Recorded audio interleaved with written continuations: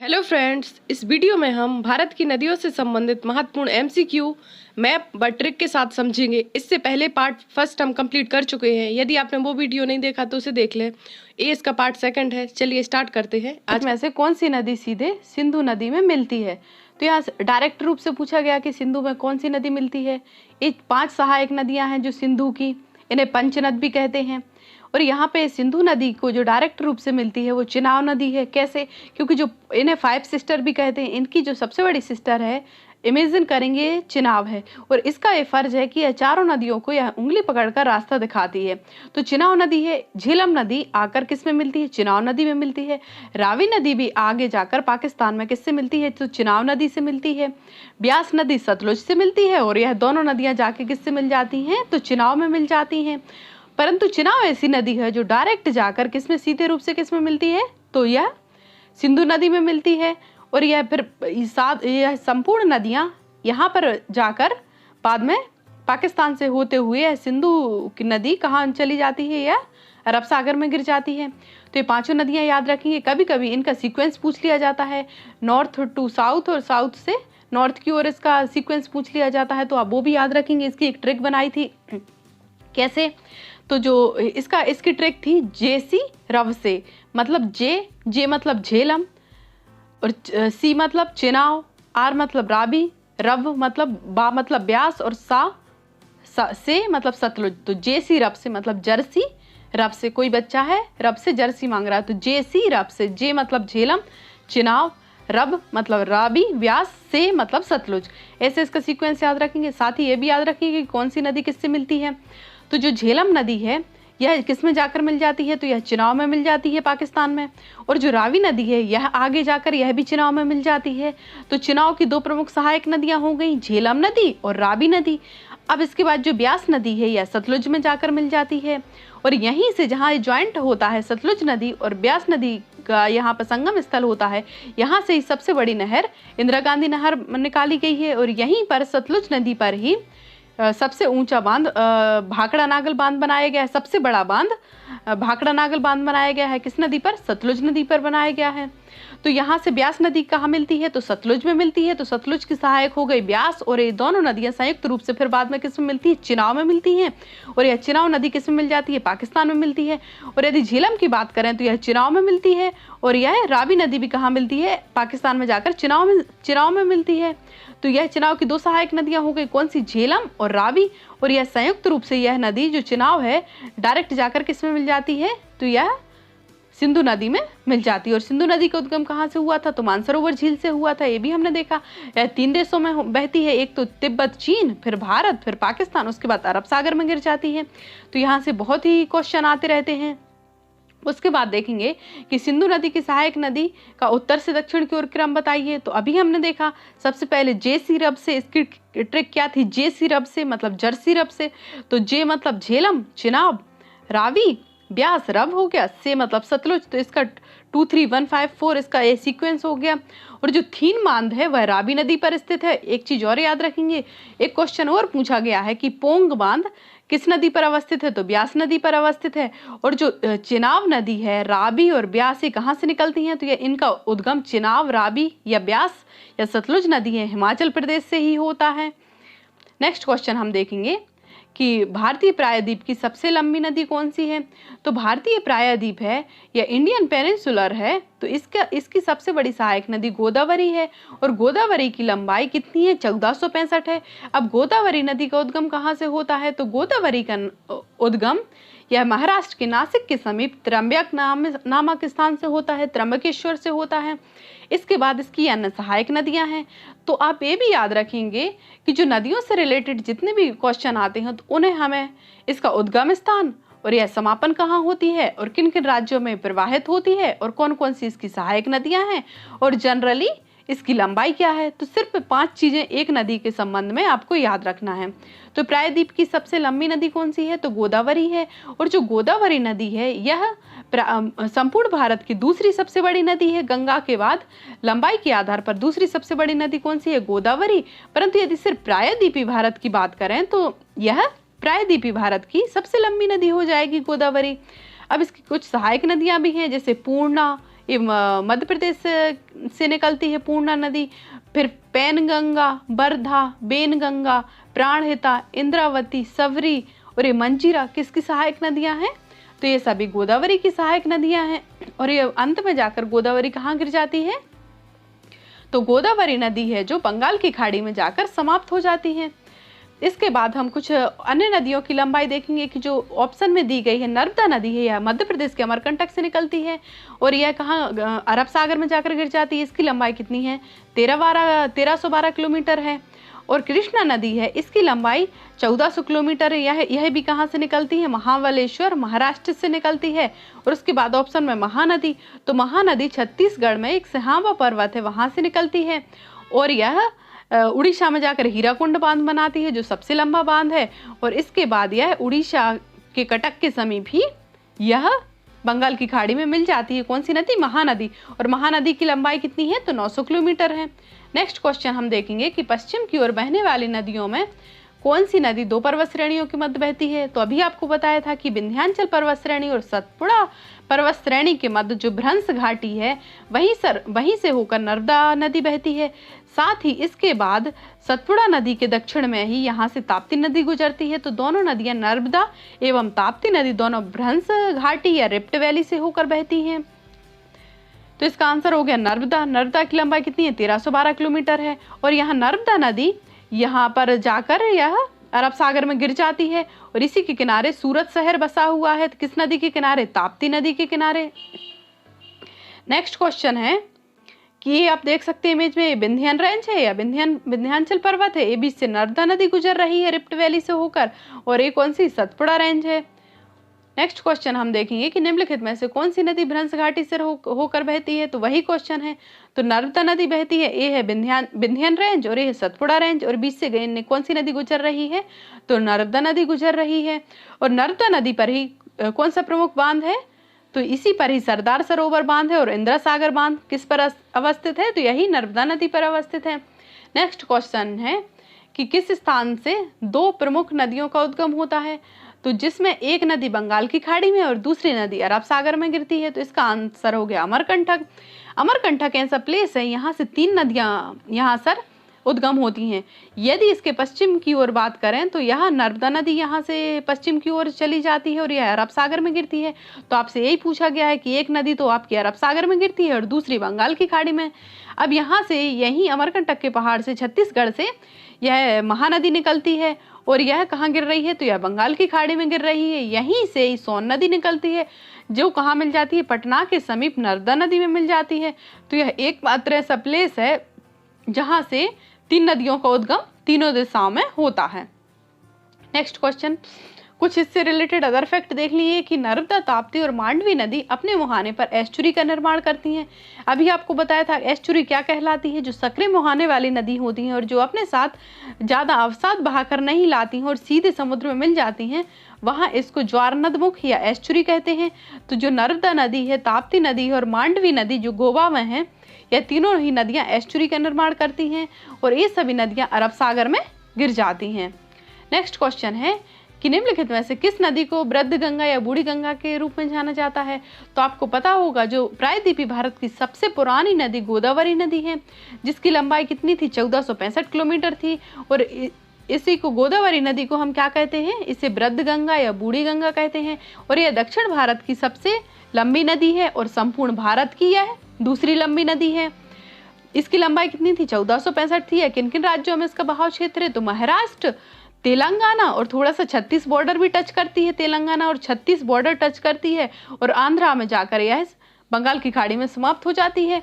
यह भारत की दूसरी सबसे लंबी नदी है। इसे वृद्ध गंगा, बूढ़ी गंगा या दक्षिण गंगा भी कहते हैं। तो आप एक चीज और याद रखेंगे, यदि आपको दक्षिण गंगा पूछा गया है तो आप इसका आंसर गोदावरी लगाएंगे और यदि यहाँ पे दक्षिण की गंगा पूछा गया है तो उसका आंसर होगा कावेरी नदी। और यह कहाँ से? नासिक है। जो नासिक कहाँ अवस्थित है? तो नासिक है गोदावरी के तट पर ही अवस्थित है। ये इसकी कुछ सहायक नदियां हैं, अभी देखी थी, पूर्णा, पेनगंगा, वर्धा, वेनगंगा, इंद्रावती और सवरी आदि किसकी सहायक नदियां हैं? तो गोदावरी की सहायक नदियां हैं। ये पूछा गया है कि गोदावरी नदी का उद्गम स्थल कहाँ है? तो अभी आपको बताया त्र्यंबक नामक स्थान नासिक के समीप महाराष्ट्र में गोदावरी नदी का उद्गम होता है और इसकी लंबाई 1465 किलोमीटर है। इसे वृद्धगंगा भी कहते हैं। निम्नलिखित में से कौन सी नदी अवनालिका अपर्दन के लिए जानी जाती है? तो जो अवनालिका अपर्दन है या इसे गली इरोजन भी कहते हैं, तो यह कौन नदी? चंबल नदी कहती है। चंबल नदी के द्वारा बहुत बड़े बीहड़ों का निर्माण कर दिया गया है। और यह क्या होता है अवनालिका अपर्दन? तो यह क्या करती है, अपने साथ जो मतलब भूमि है, तो भूमि को इतना अधिक काटती जाती है, लगातार गहरी होती जाती है और बड़े बड़े बीहड़ों का निर्माण करती है। इसे अध्यारोपित भी नदी कहते हैं। सुपर इम्पोज रिवर किसको? चंबल को ही कहते हैं और यही सबसे ज्यादा अवनालिका अपर्दन से प्रभावित है। नेक्स्ट क्वेश्चन है कि यमुना की सबसे बड़ी सहायक नदी कौन सी है? तो जो यमुना नदी है, अभी देखा था इसकी सहायक नदी सीबीसी मतलब चंबल, बेतवा और कैन किसकी सहायक नदी है? तो यमुना की है। परंतु यदि सबसे बड़ी सहायक नदी की बात करें तो चंबल नदी है सबसे बड़ी सहायक नदी है और इसका उद्गम कहाँ से होता है? इंदौर के जानापावा से होता है। नेक्स्ट क्वेश्चन है कि कावेरी नदी का उद्गम स्रोत क्या है? तो जो कावेरी नदी का उद्गम स्रोत है यह कर्नाटक के कुर्ग जिले के पास ब्रह्मगिरी पहाड़ियों से इसका उद्गम होता है। आप ये देख सकते हैं यहाँ से एक कावेरी नदी निकली है और इसके बाद यह तमिलनाडु में प्रवाहित होते हुए लास्ट में जाकर यह बंगाल यहाँ डेल्टा बनाते हुए तमिलनाडु में बंगाल की खाड़ी में समाप्त हो जाती है। कौन सी नदी? कावेरी नदी। तो कभी कभी आपसे नेक्स्ट क्वेश्चन ही पूछ लिया गया है कि कावेरी जल विवाद किन राज्यों के मध्य है? तो मेजर रूप से इसमें 4 स्टेट यहाँ से प्रभावित हैं, परंतु यदि मुख्य रूप से पूछा जाए तो कर्नाटक और तमिलनाडु के बीच यहाँ पर प्रत्यक्ष रूप से विवाद है। कौन सा विवाद? कावेरी जल विवाद है। नेक्स्ट क्वेश्चन देखेंगे कि कृष्णा नदी का उद्गम किस स्थान से होता है? तो जो कृष्णा नदी है इसका उद्गम महाराष्ट्र के महाबलेश्वर से होता है। इसकी कुछ सहायक नदियां कौन सी हैं? तो इसकी कुछ सहायक नदियां, साथ ही आप ये भी याद रखें कृष्णा नदी की जो लंबाई है 1400 किलोमीटर है और इसका उद्गम तो महाबलेश्वर महाराष्ट्र से होता है, परंतु इसका समापन कहाँ होता है? बंगाल की खाड़ी में होता है। अब इसकी कुछ सहायक नदियां भी पूछ ली जाती हैं, तो इनमें से कौन सी इसकी सहायक नदी नहीं है या है, ऐसे पूछ लिया जाता है। तो भीमा नदी इसकी सहायक है। मूसी नदी, आपको याद रखेंगे कि मूसी नदी हैदराबाद इसी के किनारे बसा है। किस नदी के किनारे? मूसी नदी के किनारे। इसके बाद कोयना नदी, तो महाराष्ट्र की जीवन रेखा कोयना नदी को कहते हैं। इसके अलावा 2 अन्य इसकी सहायक नदियां हैं, घाट प्रभा और माल प्रभा इसकी सहायक नदियां हैं। तुंग और भद्रा भी इसकी सहायक नदियां हैं। कौन सी? तुंग और भद्रा इसकी भी सहायक नदियां किसकी? कृष्णा की। नेक्स्ट क्वेश्चन है कि पंचगंगा दूधगंगा किसकी सहायक नदियां हैं? तो यहाँ से पंचगंगा और दूधगंगा भी कृष्णा की सहायक है, जो कि इस इमेज में नहीं दर्शाई गई हैं। कौन सी? पंचगंगा और दूधगंगा किसकी सहायक है? कृष्णा की सहायक नदी है। साथ ही और पेनगंगा किसकी सहायक नदियां थी? अभी हमने देखा वो गोदावरी की थी, बेनगंगा और पेनगंगा, और जबकि पंचगंगा और दूधगंगा किसकी सहायक नदियां हैं? ये अभी एक एसएससी के एग्जाम में यह क्वेश्चन पूछा गया है। तो कृष्णा नदी की सहायक नदियां हैं पंचगंगा, दूधगंगा, भीमा, मूसी, घाटप्रभा, मालप्रभा, तुंग और भद्रा। और कोयना नदी किसकी सहायक है? तो ये सभी कृष्णा की सहायक नदियां हैं। और कृष्णा नदी की लंबाई कितनी थी? तो उसकी लंबाई लगभग कितनी थी? 1400 किलोमीटर थी। अब लंबाई के आधार पर नदियों का सही क्रम क्या है? तो जो गोदावरी नदी है यह सबसे बड़ी है, इसकी जो लंबाई 1465 थी। कृष्णा नदी है इसकी लंबाई 1400 किलोमीटर है। महानदी इसकी लंबाई लगभग 900 किलोमीटर है और कावेरी नदी की लंबाई लगभग 805 किलोमीटर है, जो कहाँ से निकल रही थी? कर्नाटक के कुर्ग जिले की ब्रह्मगिरी पहाड़ियों से निकल रही थी और तमिलनाडु में जाकर यह डेल्टा बनाते हुए यह बंगाल की खाड़ी में समाप्त हो रही थी। तो यह इसका सीक्वेंस हो गया। ये नीचे इसकी लंबाई दी गई है। महानदी की यहाँ पर जो कावेरी नदी है इसकी लंबाई कहीं कहीं 800 या 805 इसकी लंबाई है। नेक्स्ट क्वेश्चन देखेंगे कि निम्नलिखित में से कौन सी नदी कच्छ के रण में समाहित होती है? तो कच्छ के रण में कौन सी नदी समाहित हो जाती है? लूनी नदी। लूनी नदी ऐसी नदी है जो समुद्र में जाकर नहीं मिलती है, बल्कि कच्छ के रण में ही कहीं विलीन हो जाती है। कभी कभी पौराणिक कथाओं के अनुसार इसे सरस्वती नदी भी कह दिया जाता है। नेक्स्ट क्वेश्चन है कि भारत की सबसे दक्षिणतम नदी कौन सी है? तो जो दक्षिणतम नदी है वह कौन सी नदी है आपकी? तो इसका आंसर हो जाएगा बेगई नदी। आप यहाँ देख सकते हैं ताम्रपर्णी सबसे दक्षिण में है या बेगई, आपको जो भी आप ऑप्शन में दिया हो, यहाँ पे ऑप्शन में आपका बेगई है। तो बेगई नदी जो कि मदुरई के समीप है तमिलनाडु में, यह सबसे दक्षिणतम नदी है।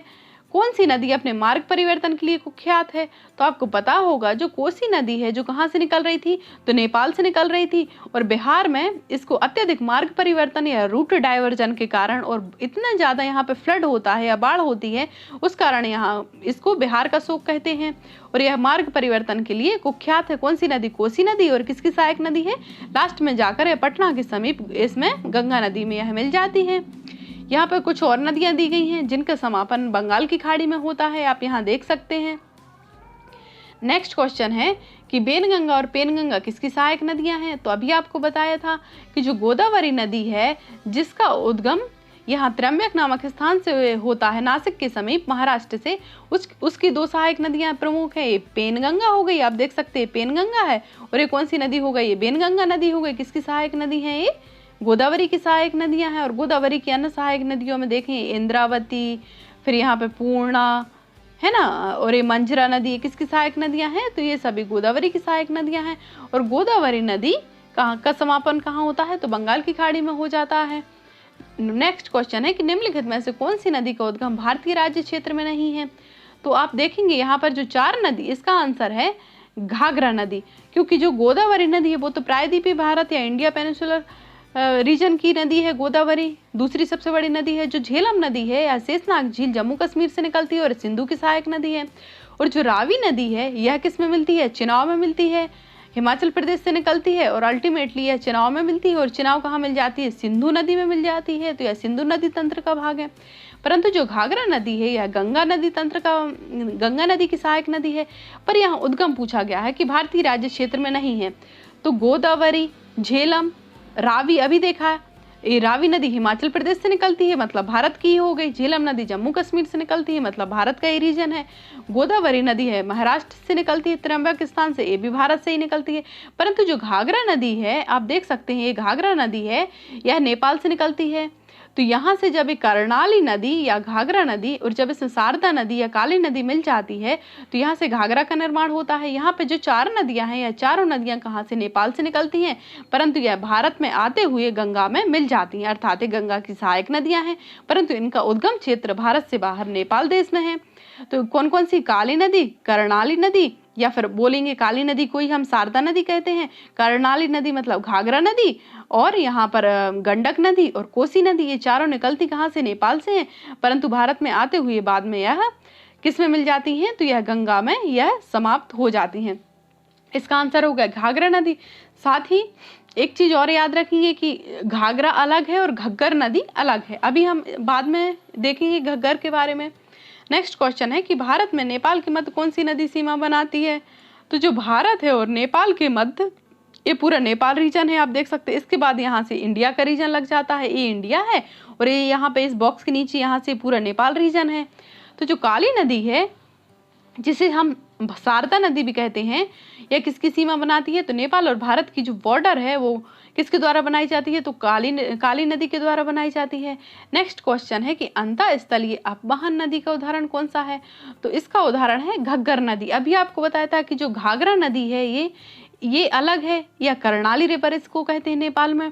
तो घाघरा नदी अलग है जो गंगा नदी तंत्र का भाग है, परंतु जो घग्गर नदी है यह अलग है, और इसे क्योंकि इसे पाकिस्तान में हकरा नदी भी इसे कहते हैं घग्गर नदी को, तो यह अंतःस्थलीय अपवाह का उदाहरण है। कैसे? क्योंकि इसका जो घग्गर नदी है इसका उद्गम तो हिमाचल प्रदेश से होता है, बाद में पंजाब हरियाणा होते हुए राजस्थान कच्छ के रण में यह समाहित हो जाती है, और इसी नदी को पाकिस्तान में हकरा नदी कहते हैं। तो घग्गर हकरा नदी, इसके दोनों नाम मिलते हैं, या फिर कभी ज्वाइंट नाम भी मिल जाता है घग्गर हकरा नदी। इसे पौराणिक कथाओं में इसे भी सरस्वती नदी कहा गया है, क्योंकि यह समुद्र तक नहीं पहुंच पाती और यह बीच में ही कहीं कच्छ के रण में विलीन हो जाती है।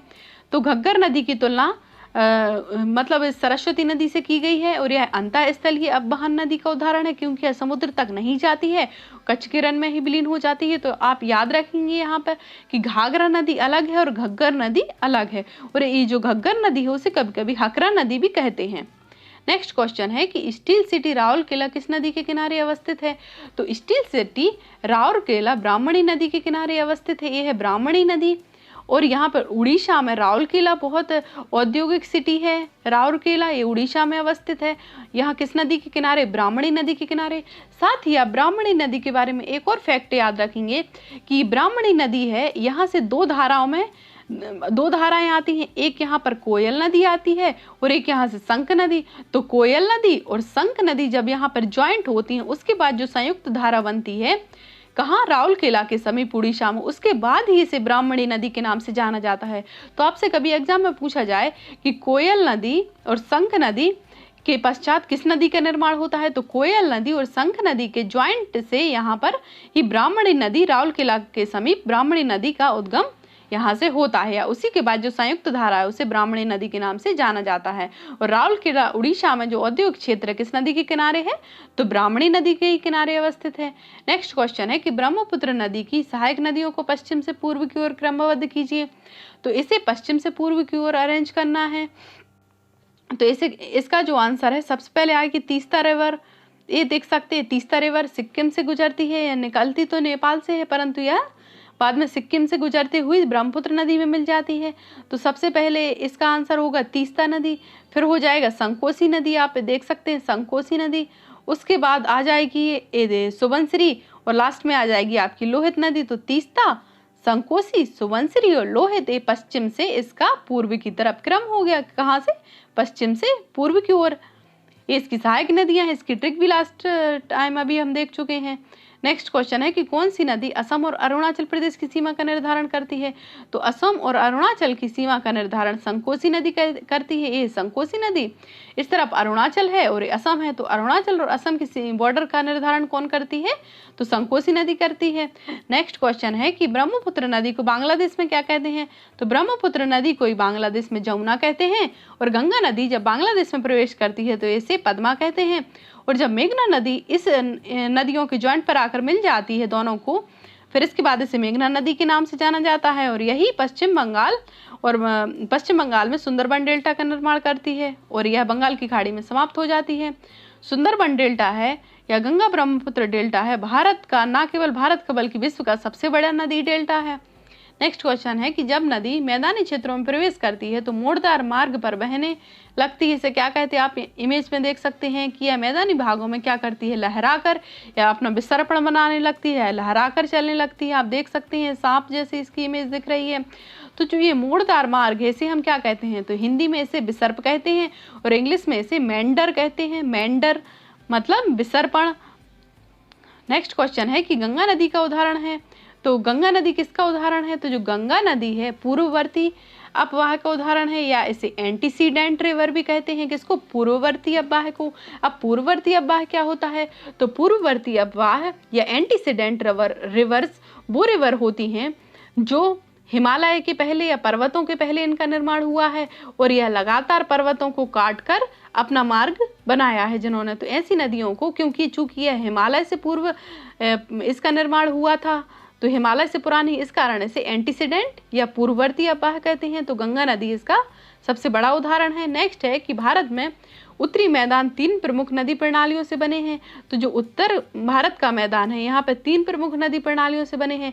एक तो ये हो गई, ऊपर आप देख सकते हैं सिंधु नदी तंत्र हो गया, इसके बाद यहाँ पर पूरा गंगा नदी तंत्र का विस्तार हो जाता है, और यहाँ से पूरा ब्रह्मपुत्र नदी का विस्तार हो जाता है। तो यहाँ पर ऑप्शन में सिंधु और गंगा तो दिया है, एक यहाँ पर खालिस्तान दिया है, तो इसमें क्या हो जाएगा? ब्रह्मपुत्र नदी। मतलब भारत का उत्तरी मैदान किन नदियों से मिलकर बनता है? सिंधु, गंगा और ब्रह्मपुत्र नदी से बनता है। Thanks for watching. यदि आप इस चैनल पर नए हों तो सब्सक्राइब कीजिए और अपने फ्रेंड्स के साथ इसे शेयर कीजिए।